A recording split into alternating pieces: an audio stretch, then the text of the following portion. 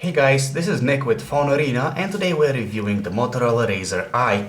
Now if the smartphone seems familiar to you, that's because it looks exactly like the Motorola RAZR M or the DROID RAZR M as it is known in the US. It has an identical 4.3-inch display on its front, the same compact body, an 8 megapixel camera with LED flash on the back, also the usual for all RAZR's Kevlar backplate.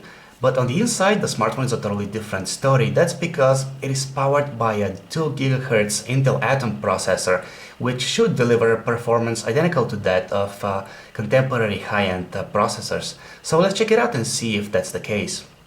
What's really amazing about the Motorola RAZR I is just how compact and easy to use the smartphone is. Even though it has a 4.3-inch screen, it's about as tall and wide as an iPhone 5. That is thanks to the extremely thin bezel surrounding the display, but thankfully, thin doesn't necessarily equal fragile. There is a metal inner frame surrounding the display for additional protection. We don't really think that the Motorola RAZR I will win any beauty awards, but it has a distinct character of its own. It has this geeky appearance, so tech enthusiasts will probably like the way the smartphone has been designed. As all RAZRs, it has a Kevlar backplate, which looks quite fancy, but it's actually a bit prone to collecting fingerprints. The whole smartphone has been treated with a water-repelling nano coating, so one can use it safely even if it's drizzling without worrying about water damage. Now let's take a quick look around the sides of the device. On the left we have the micro USB port used for charging the battery and connecting the smartphone to a computer. Underneath this flappy cover, we have the slots for the micro SIM card and the micro SD card for additional storage. On top we have the 3.5mm headphone jack for connecting your wired headset. On the right side, where the physical buttons reside, we have the lock button, the 2-button volume rocker and the dedicated single-stage camera shutter. We're happy to say that all physical buttons are well pronounced and easy to operate.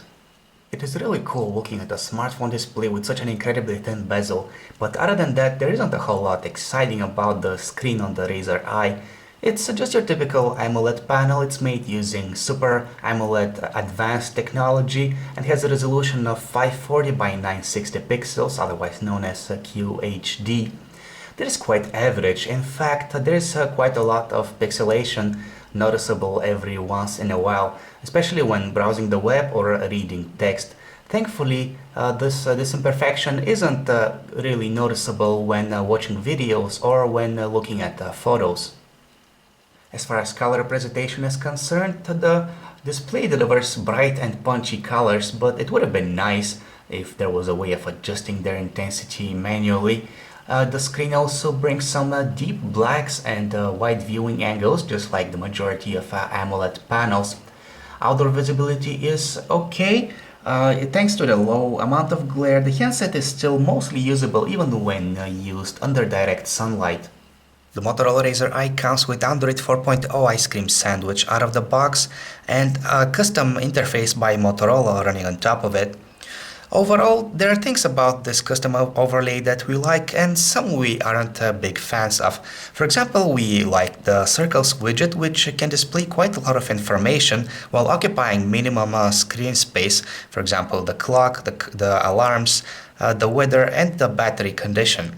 There's also a new lock screen which now hosts shortcuts not only to the camera but also to the phone and to the text messaging application. Something that we think should have been executed better, for example, is the quick settings menu that is available when you swipe left of your first home screen. It has all the on-off toggle switches for various connectivity features, but for some reason we just feel like it doesn't belong to where it is located. And then there's also the way you add new home screens. This is done by swiping past your last home screen. And this also feels kind of weird. It's just overkill because users don't really add home screens on a daily basis. Users can choose between two on-screen keyboards. There's the stock ice cream sandwich keyboard that we all know and love with its voice commands, the autocomplete and autocorrect functionality. And there's also swipe for people who prefer this alternative input method. We can confirm that both keyboards work well regardless of their orientation. With the Motorola RAZR I, you get a couple of very handy applications by Motorola. For example, here is the Smart Actions application, which allows experienced Android users to automate certain actions which can be executed when an event is triggered. For example, you can have your smartphone turn its ringer volume down at night or switch off various connectivity features when they're not needed. There's also the Guide Me application, which is kind of like a built-in user manual. It's meant for first-time smartphone owners who want to get familiar with some of the more basic and some more advanced features of their smartphone. The Motorola RAZR I is officially the first smartphone to reach the 2 GHz milestone, and it does it with its Intel Atom processor paired with 1 GB of RAM. It may be of the single-core kind, but it supports hyper-threading, which is Intel's technology, which allows one core to better perform multiple tasks at once. In real life, the performance delivered by this 2 GHz chip is nothing extraordinary, but it's still comparable to what you would get from a dual-core chip such as the Snapdragon S4. The silicon manages to run demanding applications and games without breaking a sweat. We did notice some dropped frames when switching between tasks or when navigating through the menu, but thankfully that happens only on rare occasions. Here we have the stock ice cream sandwich web browser on the Motorola RAZR I, which gets the job done very well and loads pages quickly and retains the responsiveness even when browsing heavy websites such as ours that we have open right now. All features work as intended, such as pinch to zoom and tap to zoom. There's also the usual stock of features that come along with the browser, such as the ability to save pages for offline reading and to open multiple tabs at once. What we were impressed by when testing out the 8-megapixel camera on the Motorola RAZR I is just how fast the application launches. You just hold down the dedicated camera button and under a second the application is ready to take the first photo. It can shoot 10 photos in less than a second, which is very impressive, and the software is intelligent enough to tell you when it's advisable to switch to HDR mode. But as a whole, the quality of the photos is nothing out of this world. Let's say that images look okay, as long as you don't zoom in on them, because that's when you start noticing the graininess and the lack of detail. Similar things can be said about the 1080p video that the smartphone can capture. The videos look smooth because they're shot at 30 frames per second, but still they're somewhat grainy. If you want to listen to some music, you use the Google Play Music application, which is a very decent app. It has some pretty cool features. For example, it allows you to upload music to the cloud and stream the music that you've purchased from Google Play as long as you live in the US.